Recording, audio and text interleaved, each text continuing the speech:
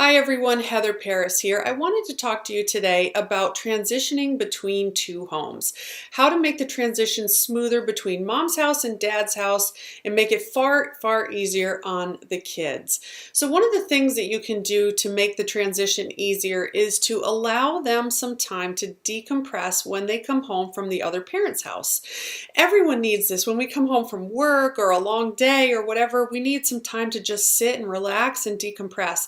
Kids need that too. So age appropriate time, maybe younger kids actually need a little bit more time than older kids, but maybe it's 5 or 10 minutes, or maybe it's an hour, or maybe it's several hours. But allow them time to go to their room, have some quiet time to either read or listen to music or whatever, just that time to relax and get back into the swing of things. Another thing that you can do is to make your house rules very clear and very consistent.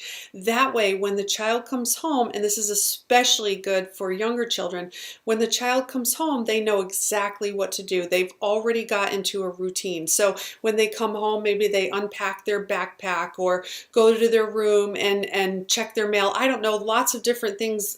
Depends on what you want to do in your house to create that routine.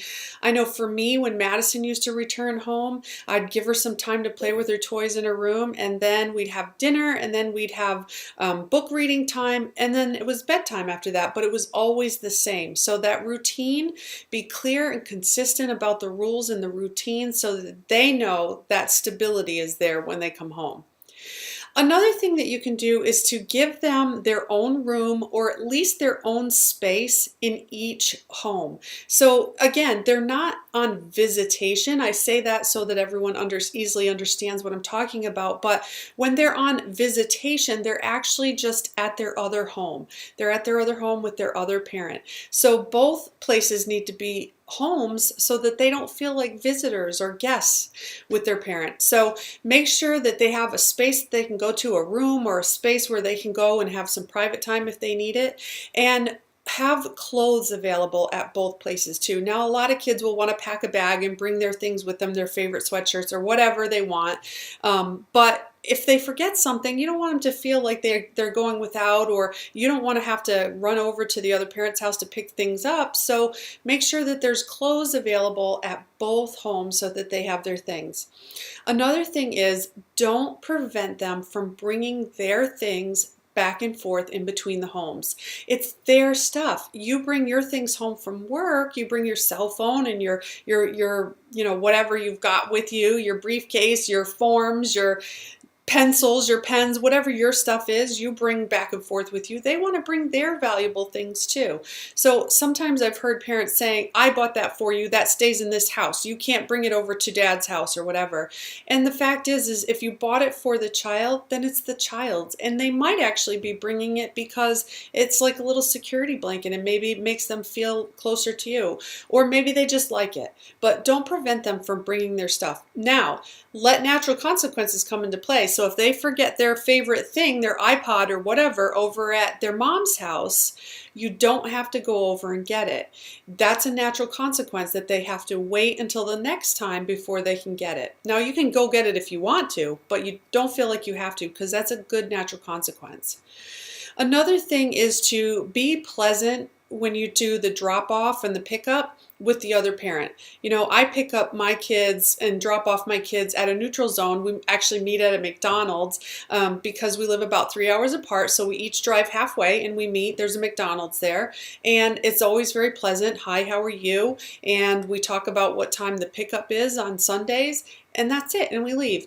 You know, it wouldn't be very helpful to the kids' transition at all if we were to fight or to talk about business. You know, save business talk for another time. Save it for in an email or something like that, but don't do it during those times of transition for the kids. You want it to be as pleasant as possible.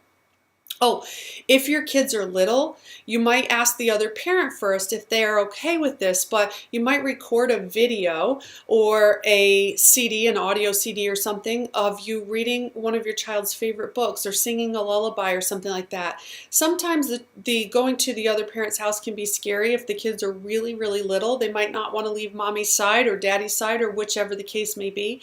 So if you make a video or an audio or something, that's something that the other parent can play for them. It might might help them transition better and make them feel like they're more connected too.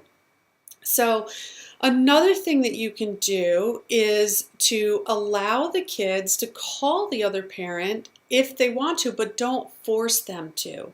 So if the kid says, I want to call my mom, I want to call my mom, let them call. Let them call, absolutely. You know, you don't want them to feel like you're keeping them from the other parent or anything like that. So allow them to make the phone calls if that's what they need to do, and then try to distract them and get them, you know, because a lot of times little kids, they're not used to this mommy's house, daddy's house thing. They want their routine like they've always known it. So it's going to take them some time to get used to it. So allow them that time to call the other parent and just be okay with it. And one of the last things I want to talk to you about is to don't beat yourself up if the child prefers to be with the other parent, especially when they're younger. Trust me, when they're teenagers, not a big deal. But when they're little, sometimes, like my kids, for example, all three of my kids, they were attached to my hip. They didn't want to leave me for a second. So visitation could have been pretty challenging, you know, but luckily we were all on the same page and everybody was accommodating because we wanted to put the kids' needs first. So don't be offended if the kids don't want to be with you if they say they want to be with the other parent. This is natural, it's normal, and if you are a loving and caring and compassionate parent who's understanding and validating how the child feels, you're going to create that bond that they're going to want to be with you as well. It might be a little bit later when they're a little bit older, but absolutely do everything you can to create a bond of happiness and compassion and trust with your child. And you do that by creating stability and security. And you do that by making the transition between the two homes far smoother. So work on these things, try to make everything just a little bit smoother, and keep reassuring the children that mom's house, dad's house, but we both still love you. You're both you're important to both of us, and everything will start to smooth out. And if they're little, hang in there. It does get easier. My kids are all teenagers now, and I pick them up from visitation. We laugh. We talk about everything that they've done. They even ask me how my weekend was and things like that. It does get easier as they get older. So hang in there, and remember, the bonds that you build today are the relationships that flourish for you with your kids later. So hang in there, keep plugging away. You guys are doing great jobs. I can't wait to talk to you again soon. Thank you.